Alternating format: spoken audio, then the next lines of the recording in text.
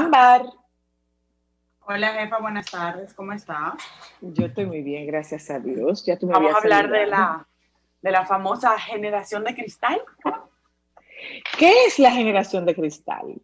Eso que tú dijiste, la gente altamente sensible que se ofende por cualquier Epa. cosa, que todo lo toma de una forma hiper mega sensible, que su capacidad de frustración es muy baja, eso entiendo yo, pero nuestro querido Mira, primo mira, nos vamos a tira. hablar con César. Tú sabes que yo leí, César, leí esta mañana en Twitter un tweet que me encantó de un hijo que le decía a su padre, mi generación no te necesita. Y él le dijo, perfecto, dejo de pagarte el internet y el móvil. Está apagado tu teléfono. A ver si me necesitas. Te ha apagado, te ha cerrado te ha cerrado tu micrófono, César. Mi generación no te necesita, no hay ningún problema. Dejo de pagarte el móvil y el internet. Que siga ahí no doble. Siga ahí y no doble. César, Qué buena ¿qué es? frase. Esa, que sigue ahí no doble. Sí, eso Ámbar, mismo, está muy bueno. Ámbar, te la regala la generación, Los sensibles. te la regala nuestra generación. Sigue ahí no doble, que tú vas a Ey, llegar lejos. Sigue ahí sí, no doble, que tú vas a llegar lejos. sí, sigue ahí. Eh, los Hablemos, César. sensibles, ¿qué serán los sensibles? Eso es una generación, no es una generación, bueno, sí es una generación porque es el grupo de muchachitos que han sido como malcriados, como consentidos por los padres.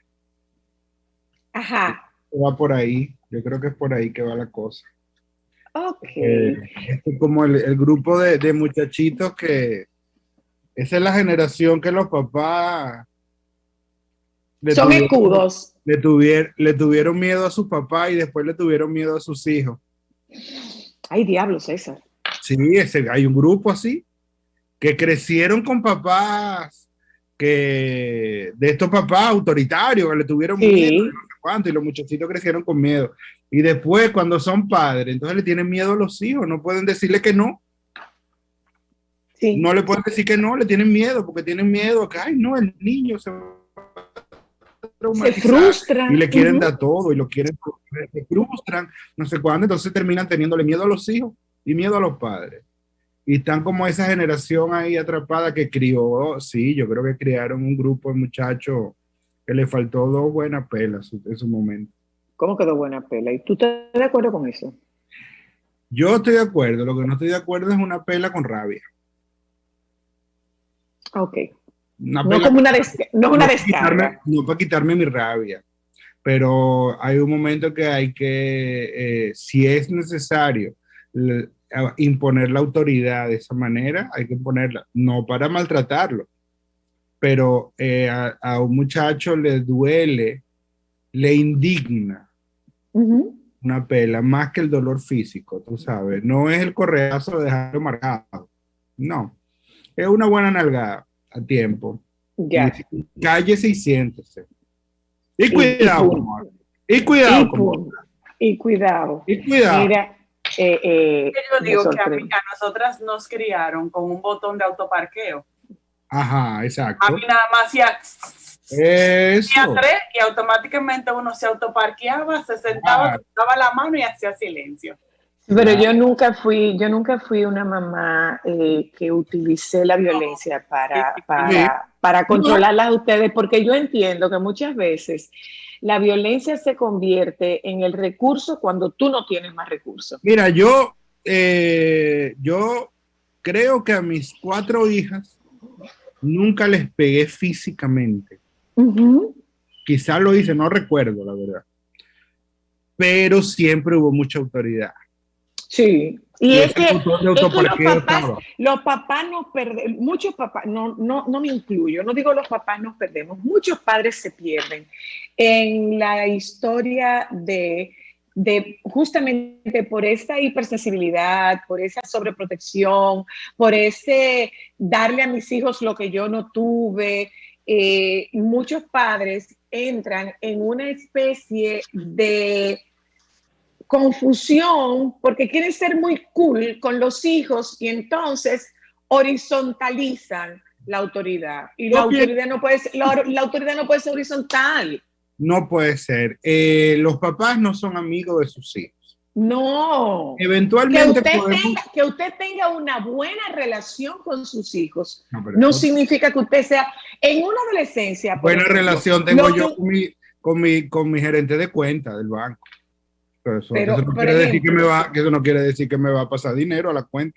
Pero claro, o sea, que que tú tengas una relación fluida, que tengas una buena comunicación, que tengas confianza con un hijo, es una cosa. Sobre todo cuando los hijos son adolescentes. Cuando los hijos son adolescentes, lo que menos quisieran es que su papá sea su amigo. Así es. Cuando uno es adolescente, los padres le hieden, pero... Para que lo sepa. Debería. Claro. Y eso es parte de lo normal, de esa etapa. Pues tienes que identificarte con tu grupo de pares. Ahora, podemos discutir cuál es el método para establecer la autoridad. Lo que no podemos discutir es que la autoridad tiene que establecerse. Por supuesto. Son dos cosas distintas. Entonces, la autoridad tiene que establecerse. Y a estos personajes altamente sensibles les falta autoridad. Bueno, les faltó. Porque ya cuando una persona está con este nivel de sensibilidad, básicamente lo que no ha tenido es el entrenamiento para frustrarse, ¿no? Y la frustración, la frustración es fundamental en el desarrollo inicial. Es decir, claro, estamos hablando de la frustración en términos técnicos, ¿no? Estamos hablando de la posposición de la gratificación. De la gratificación. Exacto. Estamos hablando de la no posibilidad de cumplir todos los deseos cuando yo quiero. Eso es parte fundamental de la crianza, aunque no sea algo impuesto por la realidad del momento. Me explico. Por favor. Si yo puedo material y físicamente esta taza por la quieres, eso no significa que yo lo voy a hacer cuando tú lo quieras, sino que esto va a entrar en el marco de algo mayor. O sea, tú quieres esta taza y tú has de haber logrado ganarte esta taza. No es porque yo pueda comprarte la que tú la vas a tener, ni es porque yo no la pude tener cuando tenía tu edad y yo quiero que tú la tengas. No. Tú la vas a tener en la medida que hagas lo que hemos acordado que tú hagas para ganarte eso, porque esa es parte del aprendizaje que tiene que tener un niño, una niña en su desarrollo, y es que las cosas llegan como consecuencia de mis actos, ¿no? Y eso establece, en primer lugar, límites, en segundo lugar, responsabilidad, y en tercer lugar, la satisfacción del logro. Pero además hay un proceso de maduración neurológica que solo se da cuando yo veo mi deseo frustrado, que es la capacidad de inhibición de mis impulsos. Entonces, cuando un niño puede inhibir el impulso de tomar algo que no debe tomar, está ejercitando una función neurológica que le va a ser útil toda la vida cuando la madure bien. Porque nosotros al nacer y durante los primeros 3 años de vida, no tenemos esa capacidad. No la tenemos. Cerebralmente hablando, no está madurado en las áreas del cerebro que nos permiten inhibir esos impulsos. Pero esa inhibición de esos impulsos nos es fundamental en la vida posteriormente. Pero tenemos que ejercitarlo, y para eso tenemos que tener un no. Tenemos que tener un no ahora. ¿Ya? Entonces, cuando eso no se logra, porque el miedo de papá y el miedo de mamá a no ser queridos es más grande que la frustración del niño a no obtener lo que quiere. Entonces papá y mamá van a generar una situación de complacencia, ¿m? Que va a colocar a este niño en una circunstancia de epidermis muy frágil. O sea que cuando le toque en la vida, en la primera vez que le digan no en una solicitud de empleo, va a ser una crisis. Claro. Mira, O la primera vez que una pareja le diga que no, va a ser una crisis. Mira, eso es una de las cosas que, por ejemplo, yo aquí en casa hablo mucho con Fran, con mi esposo.